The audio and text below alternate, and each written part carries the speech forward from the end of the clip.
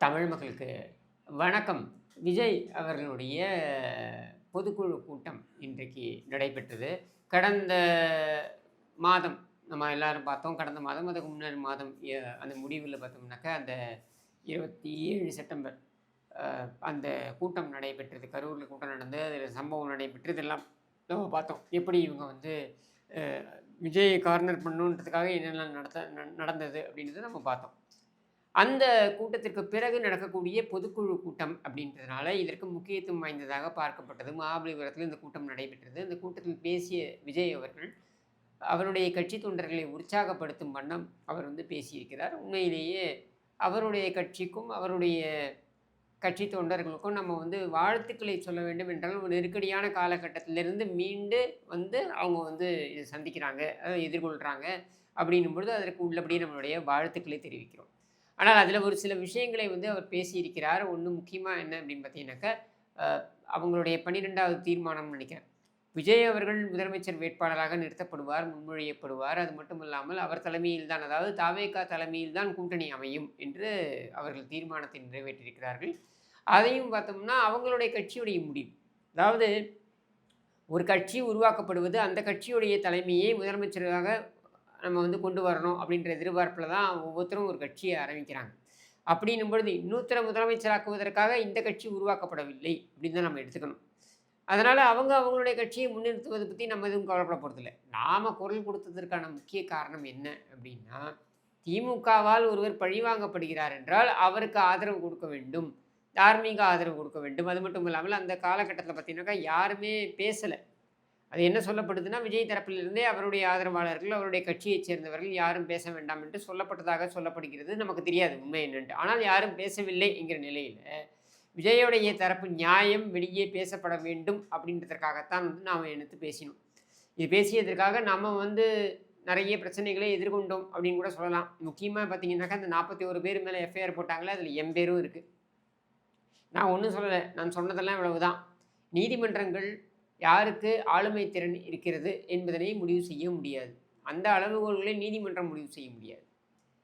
அப்போ அப்போ யாருக்கு ஆளுமை திறன் இருக்கு அப்படின்றத யார் முடிவு செய்ய முடியும்னா, தேர்தல் அரசியல்ல மக்கள் மன்றம் தான் முடிவு செய்ய முடியும். அப்படி மக்கள் மன்றம் முடிவு செய்யும் பொழுது, யார் வேண்டுமானாலும் தலைவராகலாம், யார் வேண்டுமானாலும் முதலமைச்சராகலாம். அதுதான் ஜனநாயகம். ஒரு கால் சம்பந்தப்பட்டவர் சட்டத்தை மீறியிருக்கிறார் என்று நீதிமன்றம் நினைத்தால், அவர் மீது நடவடிக்கை எடுக்க வேண்டும் என்று உத்தரவு பிறப்பிக்கலாம். மற்றபடி வேற ஏதாவது ஒரு கருத்தை தெரிவித்தால் அது அவசியம் இல்லாதது அப்படின்றது தான் என்னுடைய கருத்தாக இருந்தது. இந்த கருத்தை தெரிவித்ததற்காகத்தான் என் மீது வழக்கு போட்டாங்க.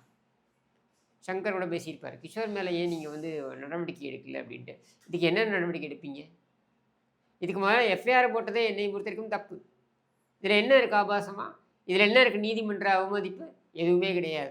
ஆனாலும் என் மீதும் போட்டார்கள். இப்போ இதில அந்த 41 பேர்ல வரதராஜன் அவர்கள், போலீஸ் வரதராஜன் அவர்களும் ஒருவர். அவர் தொடர்ந்து பார்த்தீங்கன்னாக்க, விஜய்க்கு எதிராக நடந்த அநீதிக்கு எதிராக குரல் கொடுத்தவர். ஆனால் அவருக்கு நீங்க எனக்கு சொல்ல வேண்டாம். விட்டுருங்க. நான் வந்து சாமானியன் வழிப்போக்கன்னு வச்சுப்போம்.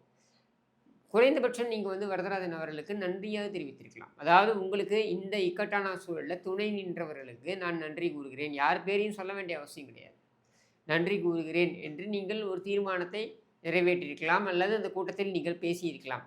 அதை விஜய் பேச தவறிவிட்டார் அப்படின்னு தான் சொல்லணும். அடுத்தது, இப்படி ஒரு இக்கட்டான சூழல்ல அடுத்த நாள் காலையிலேயே பார்த்தீங்கன்னாக்க, எதிர்க்கட்சித் தலைவர் திரு எடப்பாடி பழனிசாமியிலிருந்து முக்கியமாக குரல் கொடுத்து, திமுக அரசாங்கத்துடைய தவறுகள் அப்படின்றத வந்து நம்ம மடைமாற்றம் செய்யக்கூடாது என்று சொன்னவர்கள் இருக்காங்க பாருங்க. இந்த முக்கிய தலைவர்களுக்கெல்லாம் என்னுடைய நன்றி என்றாவது நீங்கள் சொல்லியிருக்கலாம். அதையும் நீங்கள் பேசவில்லை. ஓகே. அது உங்களுடைய அரசியல், உங்களுடைய நாகரீகம்னு வச்சுப்போம். இந்த நாகரீகத்தை நீங்கள் கடைபிடிக்கிறீர்கள் அப்படின்னு கூட நம்ம எடுத்துப்போம். நமக்கு ஒண்ணும் பிரச்சனை கிடையாது. நாம எதுக்காக குரல் கொடுத்தோம்னா, நீங்கள் கார்னர் செய்யப்படக்கூடாது. உங்களை வந்து ஒருத்தர் வந்து காழ்ப்புணர்ச்சியின் காரணமாக அமுக்கி விடக்கூடாது. அதுவும் வந்து அதை அழிக்க வேண்டும் என்ற நோக்கத்துடன் திமுக இறங்குகிறது என்றால், அதை நாம் எதிர்ப்போம் அப்படின்றதுக்காக தான் சொன்னோமே தவிர்த்து, மற்ற எந்த எதிர்பார்ப்பும் கிடையாது. ஸோ இதெல்லாம் ஒரு பக்கம். பட் முக்கியமா இதில பார்த்தீங்கன்னாக்கா, பேச்சாளர்கள்ல திரு அருண்ராஜ் அவர்கள் பேசுகிறார். அவர் பேசும்பொழுது அவர் நிறைய விஷயங்கள வந்து மேற்கோள் காண்பித்து அவர் சொல்கிறார். அதே மாதிரி நம்ம இவர் ஆதவ் அர்ஜுன் பேசுகிறார். ஆதவ் அர்ஜுன் பேசும்பொழுது தான் பார்த்தீங்கன்னாக்க கொஞ்சம் உணர்ச்சி வசப்படுறார். ஒரு கட்சி இப்போ தான் அவர் மேடை பேச்சுகள் அதுக்கெல்லாம் வராருன்னா, அவர் இதுக்கு முன்னாடி வந்து அவர் பின்னாலேருந்தே இயங்கி இருந்தார், ஃப்ரண்ட்டில் வரல. அப்படின்றதுனால அவருக்குன்னு ஒரு சில நடைமுறை சிக்கல்கள் இருக்கும். ஆனால் அதை வந்து இப்போ சரி பண்ணிகிட்டே வரார். ஒரு மேடையிலேருந்து இன்னொரு மேடைக்கு பார்க்கும்பொழுது, முன்னாடி பேசியதுலேருந்து இப்போ பார்க்கும்பொழுது ஒரு இம்ப்ரூவ்மெண்ட் தெரியுது. இது வந்து மேடை பேச பேச பேச தான் நீங்கள் அது உங்களுக்கு ஒரு ஒரு ஒரு பக்குவத்தை கொடுக்கும். அதனால் அது ஒன்றும் தப்பு கிடையாது. ஆனால் அதில் பேசும்பொழுது உணர்ச்சி வசப்பட்டு ஒன்றை சொல்கிறார். 2021 பொழுது இந்த வீடியோ நீங்களே பாருங்கள். ஏன் நம்ம தலைவரை எலெக்ஷன் இன்னைக்கு கருப்பு சிவப்பு சைக்கிளோட வந்து உங்களுக்கு ஆதரவு கொடுக்குறேன்னு சொன்னாரு. உங்களுக்கெல்லாம் வந்து நன்றி உணர்வு இல்லை? என்ன நன்றி இருக்கு? கருப்பு சிவப்பு அந்த சைக்கிள் சென்று, அந்த நிறம் கொண்ட சைக்கிள் சென்று, அந்த கலர் கொண்ட சைக்கிள் சென்று திமுகவுக்கு ஆதரவு தெரிவித்தார் அப்படின்றத அவர் பதிவு பண்ணுறார். இப்போ கருப்பு சிவப்பு நிறத்தில் சைக்கிள் செல்ல வேண்டிய அவசியம் ஏன் விஜய்க்கு ஏற்பட்டது? 2011 இதே விஜய் வந்து அதிமுகவுக்கு ஆதரவு தெரிவித்தார். ஏன் தெரிவித்தார் என்றால் அவர் பழிவாங்கப்பட்டார் அப்படின்றதுனால. அவர் மட்டும் இல்லை, ஒட்டுமொத்த திரைத்துறையை கபலீகரம், இன்றைக்கி எப்படி கபலீகரம் செய்யப்படுகிறதோ அதே போல் அப்பொழுதும் கபலீகரம் செய்யப்பட்டது அப்படின்ற காரணத்தினால தமிழகத்தை காக்க வேண்டும் என்றால் நம்ம அதிமுகவை கொண்டு வந்தே ஆக வேண்டும் என்பதனை பகிரங்கமாக தன்னுடைய ஆதரவாக தெரிவித்தார். நீங்கள் ஒரு விஷயத்திற்கு ஆதரவை பகிரங்கமாக தெரிவிக்கும்போது நமக்கு பிரச்சனை கிடையாது. ஒன்று ஆதரவு தெரிவிக்க போகிறீங்க, இல்லை எதிர்ப்பு தெரிவிச்சுட்டு போகிறீங்க, இல்லை ஒன்றுமே சொல்லாமல் போகிறீங்க. ஆனால் மறைமுகமாக ஆதரவு தெரிவித்தார் அப்படின்றதை இன்றைக்கு ஆதவ் அர்ஜுனா பதிவு செய்கிறார். எப்போ? 2021 தேர்தலின் பொழுது, அதாவது திமுகவுக்காக குரல் கொடுத்திருக்கிறார். இதைத்தான் நான் ஆரம்பத்துலேருந்து சொல்கிறேன். திமுக எதிர்ப்பு என்பது சீசனுக்கு சீசன் கொண்டு வரக்கூடிய ஒரு விஷயம் கிடையாது. இது மாங்காய் சீசன், இது கொய்யா சீசன், இது திராட்சை சீசன், இது பலாப்பழம் சீசன், அது மாதிரி திமுக எதிர்ப்பு சீசன் அப்படின்னு நம்ம கொண்டு வர முடியாது. விஜயகாந்த், கேப்டன் விஜயகாந்தே எடுத்துக்கிட்டிங்கனாக்க அவருடைய திமுக எதிர்ப்பு அப்படின்றது ஏன் ஒரு சந்தேக பார்வையுடனேயே அது வந்து பார்க்கப்பட்டது அப்படின்னா, அவர் வந்து தங்கப்பேனாவெல்லாம் கொடுத்து கருணாநிதியை வந்து அந்த அளவுக்கு உச்சத்தில் வச்சு புகழ்ந்து பாராட்டு விழாலாம் எடுத்து, நான் சொல்கிறது 95 கருணாநிதிக்கு தங்கப்பேனா, இது கருணாநிதி எழுதக்கூடிய இந்த ஆபாச எழுத்துக்களுக்கெல்லாம் ஒரு தங்கப்பேனா ஒரு கேடா அப்படின்ற கேள்வியை நாம் கேட்போம். இருந்தாலும் அவர் கொடுத்தார், பாராட்டினார். பாராட்டி அவரை வந்து உச்சாணி கும்பலை கொண்டு போய் வச்சு கருணாநிதி அங்கே சீந்துவதற்கே இடம் யாரும் இல்லை என்ற நிலையில் முதலில் கருணாநிதிக்கு அந்த சமயத்தில், ஏன்னா வைகோ வெளில வேற போயிட்டார், அந்த சமயத்தில் முதல்ல கருணாநிதிக்கு அங்கீகாரம் கொடுத்தது கேப்டன் விஜயகாந்த். அந்த கேப்டன் விஜயகாந்தோடைய திருமண மண்டபத்தை பின்னாட்களில் கருணாநிதி இடித்தார். இது கருணாநிதி குடும்பத்திற்கே இருக்கக்கூடிய எண்ண ஓட்டம், DNA, அது மாற்ற முடியாது. அப்போது அந்த திருமண மண்டபத்தை இடித்தால் நான் உன்னை எதிர்ப்பேன் அப்படின்றது என்ன மாதிரியான அரசியல் என்று மக்கள் கேட்பார்கள். சரியா? நான் கேப்டன் விஜயகாந்தை தவறு சொல்லலை. பட் அவருடைய திமுக எதிர்ப்பு என்பது ரத்தத்தில் ஊறிய விஷயம் கிடையாது. அவர் ஏதோ ஒரு காலகட்டத்தில் கருணாநிதியுடன் இணக்கமாக செயல்பட்டிருக்கிறார். கலைஞர் என்று சொல்லக்கூடிய ஒரு நிலையில் இருந்திருக்கிறார்.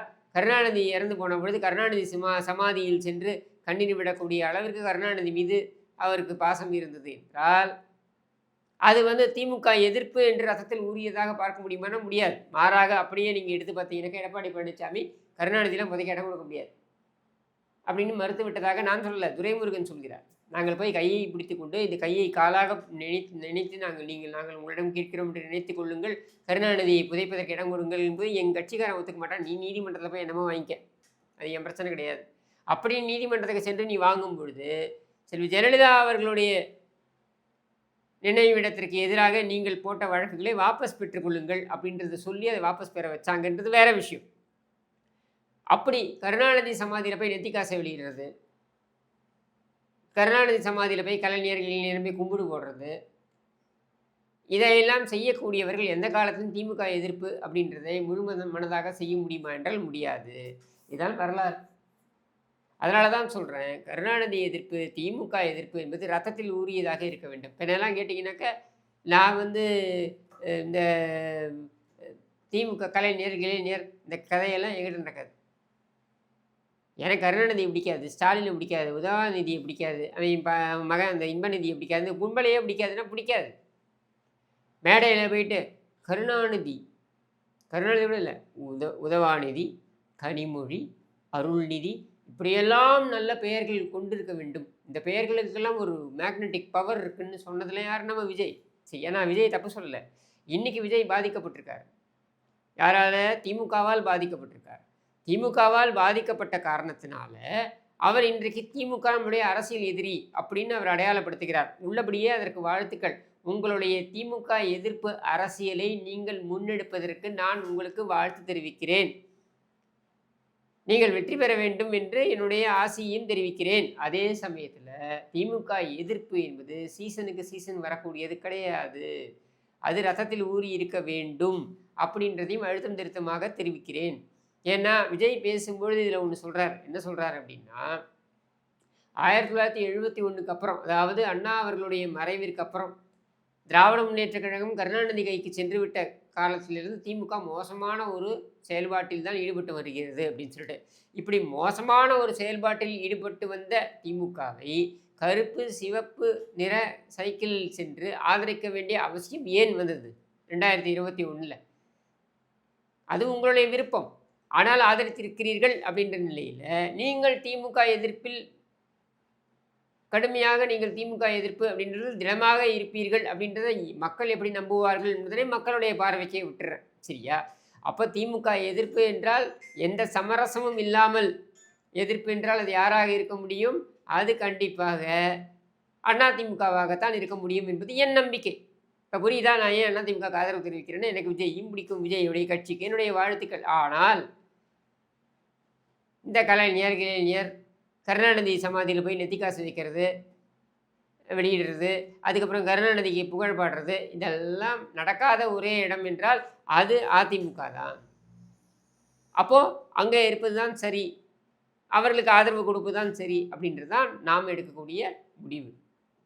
மக்கள் நீங்கள் சொல்வதையெல்லாம் பார்த்து கொண்டு தான் இருக்கிறார்கள். ஆதவ அர்ஜுனா பார்த்தீங்கன்னாக்கா அங்கே பேசுகிறாரு, நக்கீரன் கோபாலுக்கெல்லாம் நீ பதில் சொல்ல வேண்டும், நீங்கள் பதில் சொல்ல வேண்டும்ன்ற அவசியம் கிடையாது. ஆனாலும் அதை பதில் சொல்கிறார். ஏன் நான் சொல்ல வரேன்னா, ஒரே மேடையில் நீங்கள் என்ன சொல்கிறீங்க?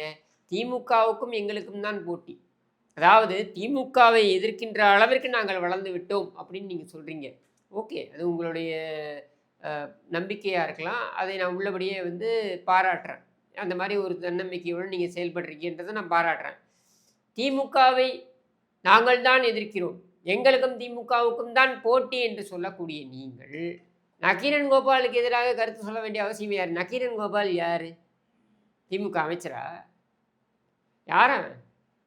ஏதோ ஒரு மஞ்ச பத்திரிகையை நடத்திக்கிட்டு ஒரு சில்லற பையன் அவன் உட்காந்துக்கிட்டு அங்கே இப்படி இந்த எம்என் நம்பியார்லாம் படத்தில் பண்ணுவார்ல, அந்த மாதிரி இப்படி பேசிக்கிட்டு, அதாவது அப்படின்னு அவன் விடுற கதையெல்லாம் அவன் யூடியூப்பில் எதோ கதை எழுந்துட்டு போகிறான்னா, இதுக்கெல்லாம் பதில் சொல்வதற்கு நீங்கள் உங்களுடைய அந்த மேடையை பயன்படுத்த வேண்டுமா? எந்த மேடையை? திமுகவுக்கும் எங்களுக்கும் தான் போட்டி என்று சொல்லக்கூடிய மேடையை பயன்படுத்த வேண்டுமா? இதான் கேள்வி. அதில் வேற தொடரா பார்க்கலாம் அப்படின்னு வேற கர்ஜிக்கிறீங்க. இது ஏன் இப்போ அது கரூரில் போய் சொல்ல வேண்டியதுன்னா, அந்த மருத்துவமனையில் அனுமதிக்கப்பட்டிருந்தாங்க இல்லையா இந்த பிரச்சனை நடந்த உடனே, அங்கே போய் ஆதவ அர்ஜுனா விஜயால் வர முடியாது, அது எனக்கும் புரியுது, காவல்துறை அனுமதிக்க மறுத்ததுன்னு கூட வச்சுப்போம். ஏன் ஆதவ அர்ஜுனா அங்கே போய்ட்டு தொடரா பார்க்கலாம் அப்படின்னு அந்த மருத்துவமனையிலேருந்து பேச வேண்டியது தானே? சரி, அதை கூட விடுங்க, அப்போ போக முடியாது, அப்போ போயிருக்கிறது சரியாக இருந்திருக்காது அப்படின்ற வாதத்தையும் கூட நான் ஏற்கிறேன்னு வச்சுப்போம். அதுக்கப்புறம் 1 மாதத்துக்கு அப்புறம் போக வேண்டியது தானே கரூருக்கு, அனுமதிக்க மறுக்கின்றனர் என்று சொன்ன உடனே தொடரா பார்க்கலாம் அப்படின்னு நாங்கள் போக வேண்டியது தானே? முடியல. அப்போ அது என்ன? இது ஆதவ அர்ஜுனா மட்டும் கிடையாது. இது பார்த்தீங்கன்னா இந்த வள்ளுவர் கோட்டத்தில் நின்றுக்கிட்டு ஏய் ராஜபக்சே அப்படின்னு மிரட்டுறது, இது ஷோ ரொம்ப அற்புதமாக பண்ணியிருப்பார். அவர் என்ன இந்த துக்ளக் இதில் அவர் இந்த நாடகத்தில் அவர் ரொம்ப அழகாக பண்ணியிருப்பார். என்னன்னாக்க, அமெரிக்க ஜனாதிபதியை நான் கண்டிக்கிறேன், அமெரிக்க ஜனாதிபதியை நான் எச்சரிக்கிறேன் அப்படின்லாம். அந்த மாதிரி வள்ளுவர் கோட்டத்தில் நின்றுக்கிட்டு ஏய் ராஜபக்சேன்னா ராஜபக்சே பயந்துன்னு அப்படியே ஓகே அப்படின்னு அடங்கி விடுவானா? அந்த மாதிரி ஒரு நகைச்சுவையாகத்தான் இது பார்க்கப்படும். அதாவது உங்களுடைய கட்சியுடைய மாநாட்டில் நின்று கொண்டு அல்லது உங்களுடைய கட்சியுடைய பொதுக்குழு கூட்டத்தில் நின்று கொண்டு தொடரா பார்க்கலாம் அப்படின்னு பேசக்கூடிய நீங்கள் நீதிமன்றத்துக்கு சென்று என்ன மாதிரியான அஃபிடவிட்டை போட்டிருக்கீங்க அப்படின்றத பாருங்கள். அந்த நீதிமன்றத்தில் போட்ட அஃபிடவிட் என்ன? அதாவது நீங்கள் ஒரு ட்வீட் போட்டீங்க, அந்த ட்வீட் சம்பந்தமாக அது ஜென்சி போராட்டம் நேபாளில் நடந்தது போல இந்தியாவிலும் நடக்க வேண்டும் என்று ஒரு வேகத்தில் நீங்கள் போட்டிருக்கீங்க. உங்களுடைய நோக்கம் வந்து வன்முறையை தூண்ட வேண்டும் என்பது கிடையாது. அது எனக்கு ஆதவ அர்ஜுனா என்கிற நபரை தெரியும் என்பதனால் நான் சொல்கிறேன். அவருடைய நோக்கம் வந்து அங்கே வன்முறையை தூண்ட வேண்டும் என்பது கிடையாது. ஆனால் அப்படி ஒரு ட்வீட்டை போட்டீங்க, அந்த ட்வீட்டை நீக்கிட்டீங்க. சரியா? நான் ட்வீட்டை போட்டது என்னமோ ஒரு அவசரத்தில் போட்டேன். ஆனால் அதை நீக்கி விட்டேன்னு நீங்கள் சொல்லியிருந்தால் பரவாயில்ல. நீங்கள் அஃபிடவிட்டில் என்ன சொல்கிறீங்க தெரியுமா? நீதிமன்றத்தில் நான் சரியான மனநிலையில் இல்லாமல் செய்தது, அப்படி சரியான மனநிலையில் இல்லாமல் செய்த அந்த செயல்பாட்டிற்கு என் மீது வழக்கு என்பது சரியா அப்படின்னு கேட்குறது. ஐ டோன்ட் நோ எந்த மாதிரியான ஒரு, ஏன்னா நீங்கள் இங்கே வந்து மேடையில் வந்து தொடரா பார்க்கலான்னு வீராவேசமாக பேசுகிறதுனால நான் உங்களை கேட்குறேன் இதை. சரியா? இதெல்லாம் ஆதவ அர்ஜுன் போன்றவர்கள் கற்றுக்கொள்ள வேண்டும். எல்லாமே அப்படியே பிறந்த போதே தலைவராக வந்துடலைங்க. எல்லாருமே வந்து கற்றுக்கிறோம். சரியா? இதை எல்லாமே நான் சுட்டி காட்டுவது கூட எதற்காகன்னா, நீங்கள் கற்றுப்பீங்கன்றதுனால தானே தவிர்த்து உங்களை சிறுமைப்படுத்த வேண்டும் என்பதற்காகவோ உங்களை குற்றம் சாட்ட வேண்டும் என்பதற்காகவோ அல்ல. அதையும் புரிஞ்சுக்கோங்க. அது நம்ம நோக்கமே கிடையாது. எங்களுக்கு என்ன இருக்க போகுது? சரியா? வந்தால் உன்னுடன், வரவில்லை என்றால் நீ இல்லாமல், எதிர்த்தால் உன்னையும் மீறி. எப்படி எங்களுடைய செயல்பாட்டை கொண்டு செல்ல வேண்டும், எங்களுக்கு எப்படி அந்த வெற்றிக்கனியை பறிக்க வேண்டும் என்று தெரியும். அதை நாங்கள் பார்த்து கொள்ளப் போகிறோம். அது வேற விஷயம். நாங்கள் குரல் கொடுத்தது ஒன்று தான். குரல் கொடுப்பதற்கு யாரும் இல்லை என்கிற தருணத்தில் நாங்கள் இருக்க வேண்டும் அப்படின்றதுனால தான் நாங்கள் குரல் கொடுத்தோம். மக்கள் எல்லாவற்றையும் பார்த்து கொண்டிருக்கிறார்கள். உங்களுடைய செயல்பாடு என்ன, எங்களுடைய செயல்பாடு என்ன, திமுகவுடைய செயல்பாடு என்ன, இது எல்லாத்தையும் மக்கள் பார்த்து கொண்டிருக்கிறார்கள். சரியான முடிவை சரியான நேரத்தில் அவர்கள் எடுப்பார்கள் என்ற நம்பிக்கை எங்களுக்கு இருக்கிறது. ஆனால் இந்த பொதுக்குழுவில் நீங்கள் பேசியது அப்படின்னு எடுத்துக்கிட்டிங்கனாக்க, இந்த கிரே ஏரியாஸை சுட்டி காண்பிக்கிறேன். முதல்ல வந்து நாகரிகம், அரசியல் நாகரிகம் என்பது பிரச்சனை நடந்த பொழுது, இக்கட்டான சூழலில் நமக்கு துணை இருந்தவர்களுக்கு நம்ம பேரை சொல்ல வேண்டாம். எடப்பாடி பழனிசாமி அவர்களுடைய பேரை சொல்லித்தான் அவருக்கு எதுவும் புகழ் கிடைக்கணும்னு அவசியம் கிடையாது. ஆனால் அவர் குரல் கொடுத்தார், அதுவும் பிரதான எதிர்க்கட்சி தலைவராக இருந்து அவர் குரல் கொடுத்தார் அப்படின்ற நிலையில் அவர் பெயரை குறிப்பிடாமல் அவர் உட்பட குரல் கொடுத்தவர்களுக்கு நன்றி என்று நீங்கள் ஒரு தீர்மானத்தை நிறைவேற்றியிருக்க வேண்டும். குறைந்தபட்சம் தீர்மானத்தை நிறைவேற்றலாலும் அந்த மேடையில் பேசியிருக்க வேண்டும். அதை செய்யவில்லை அப்படின்றதுலேயே உங்களுடைய அரசியல் நாகரிகம் என்பது சறுக்கிவிட்டது அப்படின்றது ஒரு எண்ண ஓட்டம். சரியா? அடுத்து இந்த வீராவேசத்தை எல்லாம் களத்தில் காண்பிங்க. அங்கே மேடையில் பேசி பிரயோஜனம் கிடையாது.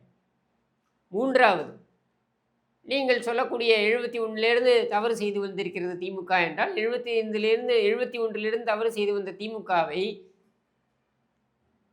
89ல் ஆதரித்தவர் எஸ் ஏ சந்திரசேகர், 96ல் ஆதரித்தவர் எஸ் ஏ சந்திரசேகர். அதுக்கப்புறம் பார்த்தீங்கன்னாக்கா 2021ல் ஆதரித்தது விஜய்.